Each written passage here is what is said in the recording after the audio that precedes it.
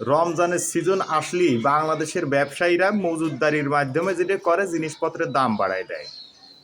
তা ডক্টর ইউনুস কয়দিন একটু ধামাচাপা দেওয়ার চেষ্টা করেছিল ব্যাপারটা, এখন ইউনুসও চলে গেছে, দামাও সরিয়ে গেছে। দামা সরিয়ে যায়, জিনিসপত্রের দাম এমন বৃদ্ধি পাইছে বাপু, যে লেবু এখন আর লেবু নেই, লেবু একটা ফল হয়ে গেছে, মানে কমলা লেবু সে লেবুর দাম বেশি, এরকম একটা ব্যাপারে চলে গেছে।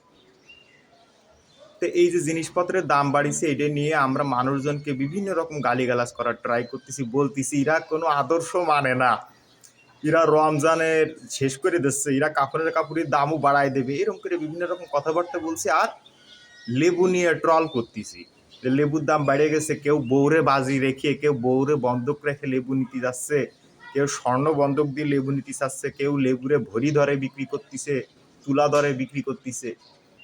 তো আমরা আসলে ট্রল করে মজা পেয়ে খুব খুশি হই, মজা নিয়ে খুব খুশি হই। এই জন্য আমাদের নেতা হওয়া উচিত হিরো আলম ভাইয়ের মতন, আমাদের নেতা হওয়া উচিত নাসিরুদ্দিন পাটোয়ারির মতন।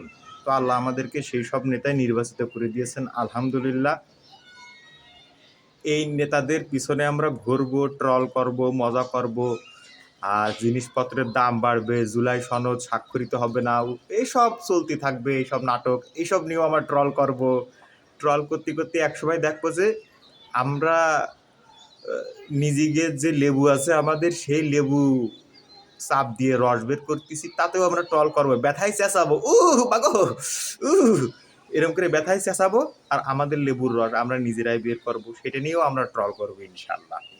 তো আমরা ট্রল করতে থাকি বাপু সমাজ। রোজার মাসে একটা ট্রল 70টা ট্রলের সমান। Good bye, see you not for mind.